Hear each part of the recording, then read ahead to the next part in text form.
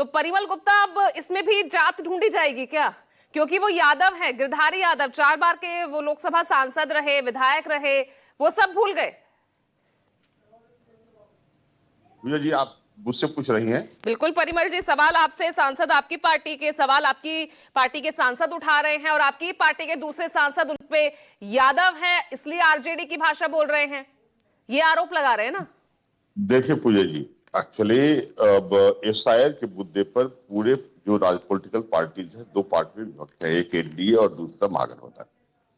NDA समर्थन करती है क्योंकि एनडीए की जो आस्था है वो संवैधानिक संस्था में है। दूसरी ओर महागठबंधन वो लगातार विरोध करती रही है और विभिन्न कारणों से, और जब वो सुप्रीम कोर्ट में भी गए तो जैसे सबसे पहले टाइमलाइन की बात की, उसके बाद फिर उन्होंने कहा कि जो तरीका है वो गलत है। तो बेसिकली आप देखिए कि 99% फॉर्म जमा हुए हैं, मतलब बिहार के 99% लोगों ने एनडीए के स्टैंड का समर्थन किया है। आप समझ लें, एक्चुअली आरजेडी जैसी पार्टी या कांग्रेस जैसी पार्टी इसलिए इस तरह के प्रलाप कर रही है क्योंकि उनको स्पष्ट है, वो देख रहे हैं कि बिहार में उनका जनाधार खत्म हो गया। हमारे नेता ने इतना, आप समझिए कि विकास की इतनी ऊंची दीवार खड़ी कर दी ना कि अब तो महागठबंधन लगभग विलुप्त प्राय या एक्सटिंक्शन की स्थिति में है। आप देखिएगा शायद बेसिकली चुनाव के बाद ये लोग एक्सटिंक्ट हो जाए। अभी तो इंडेंजर्ड है, विपक्ष तो जो करेगा वो करेगा, चलो वो तो आप तो यही कहते हैं ना कि विपक्ष है, वो तो अपनी भूमिका निभा रहा है, वो तो हमारे किसी भी काम में सवाल उठाएगा। गिरधारी यादव जो कि आपकी पार्टी के सांसद हैं, विधायक हैं संजीव, अगर वो सवाल उठा रहे हैं, भाई बोलने का अधिकार, अपने जो भी अभिव्यक्ति की आजादी का अधिकार तो सभी को है ना। अगर वो अपनी किसी फीलिंग को यहाँ जता रहे हैं, अपने बेटे को लेकर कोई प्रॉब्लम अगर वो बता रहे हैं, तो वो आपकी पार्टी के लिए शर्मिंदगी का कारण बन जाती है। नहीं नहीं पूजा जी, आप समझिए उनकी व्यक्तिगत कुछ समस्या हो सकती है। जहां तक उनके पुत्र की बात है, इलेक्शन कमीशन ने ईसीआई नेट टैब भी इशू किया है, आप कहीं से भी बैठ के फॉर्म भर सकते हैं। प्रॉब्लम कहाँ है? प्रॉब्लम ने इसलिए पार्टी ने संज्ञान लिया इस कंटेक्स्ट में। तो बेसिक रूप से आप जाने कि हमारी पार्टी जो संवैधानिक संस्था और लगातार जनाधार बढ़ रहा है, हमारी पार्टी का श्रिंक कर रही है आरजेडी जैसी पार्टी।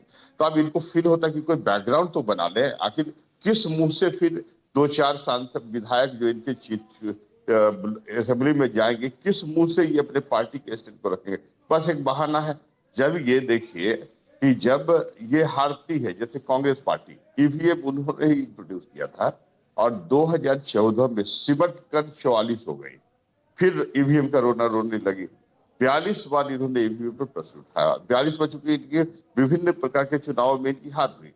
तो न इनको संविधान में विश्वास है। आप समझिए ना कि लोकतंत्र जैसे election commission insured strong democratic setup in India. आप अपनी पार्टी के लोगों को समझा नहीं पा रहे हैं, उधर आप विपक्ष को घेरने की कोशिश कर रहे हैं। हम लोग दबाव वाली रणनीति तो नहीं अपनाने की कोशिश हो रही है। We are very clear on this issue, we are supporting till, जैसे हम फिर आपको स्पष्ट कर दे, तब हम लोग ऑब्जेक्ट करते। जैसे मान लीजिए कि 1 मंथ का समय दिया गया आप क्लेम करने के लिए, कोई समस्या है उसमें, यदि कोई वोटर्स यदि मान लीजिए कि छूटते, तो हम लोग निश्चित रूप से उस वोटर्स के साथ खड़े होते। लेकिन let the election commission perform their constitutional legal responsibility. ये चितरंजन गगन, तो गिरधारी यादव क्योंकि यादव है इसलिए आपकी भाषा बोल रहे हैं, आरजेडी की भाषा बोल रहे हैं, ये आरोप लग रहा है। लेकिन सदन में तो आपकी भी अमर्यादित भाषाएं खूब निकल कर सामने आती है। विधायक क्या क्या शब्द बोलते हैं? नहीं पूजा जी, हमारे विधायक कोई भी ऐसा शब्द नहीं प्रयोग किए हैं जिसको कि जो है सो आप कहिए क्या संसदीय है। वो तो जनता दल यू और भाजपा के पूजा जी, इनकी तो आदत है। परिमल जी आप बोल रहे थे, परिमल उस कैटेगरी के लिए। अच्छा रुक जाइए ना, अब रुक जाइए। कल जिस शब्द को लेकर इतना बवाल हुआ सदन में, मैं जानकारी भी आपको इस के माध्यम से दे दूं।